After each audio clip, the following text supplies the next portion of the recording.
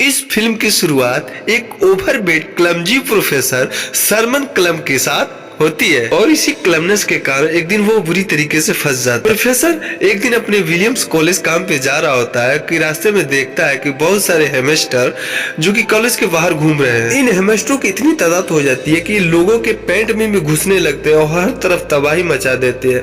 ये एक lab animal होते हैं और ये पिछले दिनों गलती से लैब से छूट गए होते हैं और पिछले दिनों सरमन के हाथों से अनजाने में लैब का केज खुल गया था, वहां से ये भाग निकले थे और सरमन एनालाइज करके इन चीजों को रोकने के लिए अपनी फेवरेट हेमस्टर शैली के पास जाता है जो उसी की तरह ओवरवेट है। सरमन और उसकी टीम लैब में एक ऐसा फार्मूला बनाती है जो ओवरवेट आदमी का डीएनए ऐसे बदलेगा जो बहुत कम समय में अपना वेट लूज कर सके।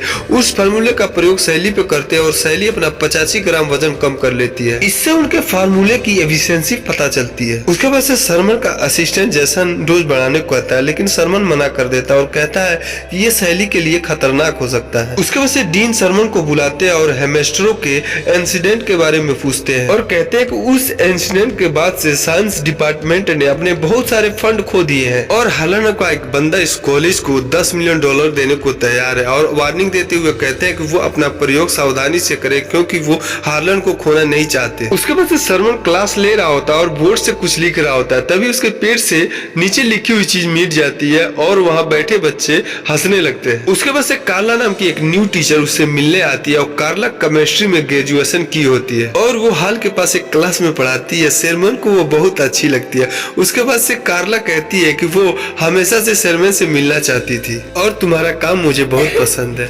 अगले सीन में सरमन की फैमिली को दिखाया जाता है जहाँ सभी ओवरवेट है और सरमन सोचता है कि ये फैमिली प्रॉब्लम है, लेकिन उसके पापा को अपने मोटे होने पे बहुत खुशी मिलती है। उसके बाद से उसके पापा कहते हैं कि वो कुछ भी कर सकते हैं लेकिन अपना वेट कम नहीं कर सकते। उनको एक परेशानी थी कि वो खाते समय हवा छोड़ते थे और हवा छोड़ते छोड़ते एकदम से पोटी कर देते हैं। उसके बाद से वो साफ करने चले जाते हैं जिसे देखकर सरमन को बहुत तकलीफ होता है। उसके बाद से सरमन की माँ उसे समझाती है कि तुम बाहर से जैसे भी दिखते हो लेकिन अंदर से बिल्कुल साफ हो। अपनी माँ की बात सुनकर सरमन को अपने आप को गर्व महसूस होता है और कार्ला को वो डेट करने के लिए उसके घर पे चला जाता है। उसके बाद से कार्ला को डेट पे ले जाने के लिए पूछता है। कार्ला हाँ कर देती है जिसे वो बहुत खुश होकर फ्राइडे का प्लान बना लेता है और जब घर आता है तो उसके चेहरे पे हंसी और मुस्कान होती है क्योंकि वो अपनी पसंद की लड़की के साथ डेट पे जा रहा होता है और वो टीवी देखते देखते सो जाता है। सोते हुए सपना देखता है कि वो कार्ला एक बीच पे गए हैं और वो कार्ला को किस कर रहा है। किस करते करते कार्ला जमीन में धंस जाती है, तब तक उसकी आंख खुल जाती है और टीवी पे देखता है कि एक रेसलर यस आई कैन कर रहा है। उसके बाद से वो भी यस आई कैन कहता है और किसी तरह अपना वजन कम करने के लिए सोचता है और डेट से कुछ दिन पहले शहर में जुम्बा और जिम क्लास लेता है। अभी उसको अपना वजन कम करने के लिए और पसीने बहाने पड़ेंगे। फिर फ्राइडे को क्लब जाते हैं जहां वो मस्ती कर रहे होते हैं। तभी रजी नाम का कॉमेडियन आता है जो बैठे लोगों का इंसल्ट करके हंसाता है। तभी वो शेरमैन पे आता है, उसकी ज्यादा ही इंसल्ट करने लगता है और शेरमैन काफी दुखी हो जाता है। उसके बाद से शेरमैन कार्ला को छोड़ने उसके घर आता है जहाँ कार्ला शेरमैन को बेटर फील कराने के लिए उसकी तारीफ करती है और कार्ला को थैंक यू करके अपने घर चलाता है। वो अकेले बहुत दुखी होता है इसलिए वो काफी जंक फूड खाने लगता है और खाते खाते सो जाता है। तभी वो सपना देखता है कि वो एक हॉस्पिटल में और वो एक बहुत बड़ा सा ज्वाइंट बन गया है और हॉस्पिटल से निकलकर अपनी एक फट से पूरी दुनिया खत्म कर दी। डर के मारे उसकी नींद तभी खुल जाती है। अब सोचता है कि जिम करने से, हेल्दी खाना खाने से उसका वजन नहीं कम होगा। फिर वो डिसाइड करता है कि अपने लैब का सीरम को वो खुद अपने ऊपर यूज करेगा और वो रात को अपने लैब में जाता है और सीरम के फार्मूलों को लाकर सीरम बनाता है और खुद के अंदर इंजेक्ट कर लेता है। उसके बाद से उसका बीपी शुगर काफी बढ़ जाता है और तभी टीवी पे डीएनए रिकंस्ट्रक्शन कंप्लीट का मैसेज दिखाई देता है। अगली सुबह उठता है तो अपने आप को आईने में देखकर बिल्कुल चौंक जाता है क्योंकि वो एक फिट इंसान बन गया था। खुश होकर सबको बताने लगता है। उसके बाद वो एक मॉल में जाता है जहाँ अपने लिए वो कपड़े खरीदता है और उसी दिन लैब में काम कर रहा होता है। तब तक कार्ला आती है जो उसे पहचान नहीं पाती है। शेरमैन अपने आप को बड़ी लब करके इंट्रोड्यूस कराता है और खुद को शेरमैन का लैब असिस्टेंट असिस्टेंट बताता है। वो कार्ला को क्लब जाने के लिए पूछता है। कार्ला सोचती है फिर हाँ कर देती है और अचानक ही बड़े के हाथ फेल करने लगते हैं। इससे पहले वो शेयरमैन में बदले उससे पहले कार्ला को वहाँ से बाहर भेज देता है। उसके बाद से कार्ला शेयरमैन से मिलती है और बड़े के बारे में बताती है और ये भी बताती है कि वो उसे डेट पे ले जाने के लिए कह रहा। तब शेयरमैन कहता है कि बड़ी एक अच्छा इंसान है, तुम्हें डेट पे जाना चाहिए। उसके बाद से बड़ी स्पोर्ट कार में जाता है जहाँ शेयरमैन कभी फिट नहीं होता। उसके बाद से वो क्लब में पहुंचकर रेजी से शेयरमैन के इंसल्ट का बदला लेने के लिए सोचते हैं और बड़ी रेजी की इंसल्ट करने लगता है। उसके बाद वो स्टेज पे जाता है जहाँ वो उस पे तरह तरह के जोक बनाता है। इससे गुस्सा आकर रेजी उसको कुछ अपशब्द बोलता है और धमकी देता है। उसके बाद से वो उसे उठा के पियानो में फेंक देता है। उसके बाद से वो कार्ला को किस करने लगता है। कुछ देर बाद ही बड़ी की नीचे वाली होंठ फूलने लगती है।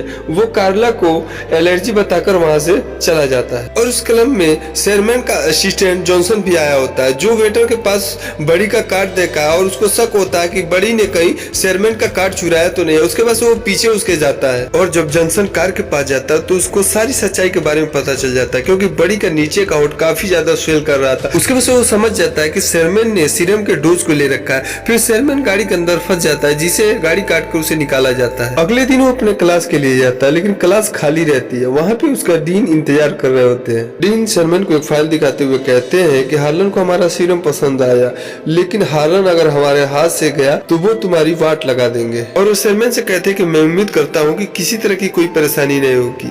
फिर उसके बाद शेयरमैन कार्ला से मिलता है जहाँ कार्ला उसे बड़ी की फीलिंग के बारे में बताती है और कहती है कि वो कुछ अजीब सा है।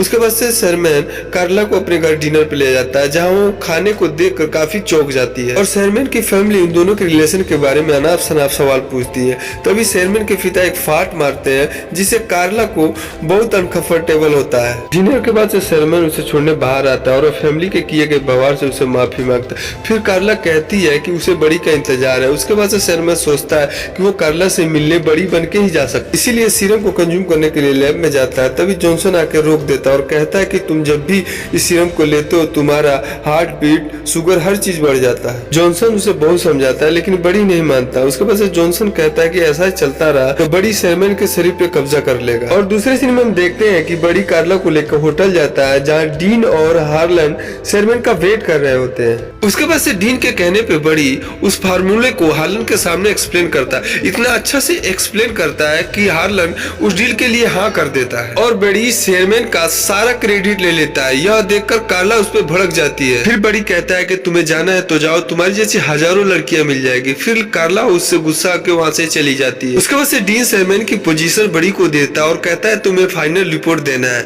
उसके बाद से बड़ी लड़कियों के साथ पूरी रात पार्टी करता है। जब सुबह उठता है तो अपने आप को शेयरमैन की बॉडी में पाता है। तभी वहाँ पे कार्ला आ जाती है। वो उसके साथ लड़कियों को देखकर भड़क जाती है और कहती है कि तुम भी बड़ी के जैसे हो। उसके बाद से वो अपने ऑफिस जाता है और गेट पे ही रहता है। तभी डीन आके उसे कहते हैं कि तुम्हारी जगह अब बड़ी को दे दिया गया, तुम यहाँ से जा सकते हो। वो निराश होकर अपने घर आता है और टीवी खोल के देखता है तो बड़ी को टीवी में देखता है। बड़ी शेयरमैन का मजाक उड़ा रहा होता है और कहता है कि तुम सीरम ले लो। उसके बाद से गुस्से में आके लैब जाता है, वहाँ पे सारा सीरम को गिराता है और जॉनसन से भी कहता है कि तुम सारे सैंपल को डिस्ट्रॉय कर दो। क्योंकि बड़ी ने शेयरमैन के ड्रिंक में भी सीरम को मिलाया होता है। शेयरमैन जैसे ड्रिंक पीता है वो बड़ी में बदल जाता है। उसके बाद से बड़ी ही उस पार्टी हॉल में जाता है और मस्ती करने लगता है।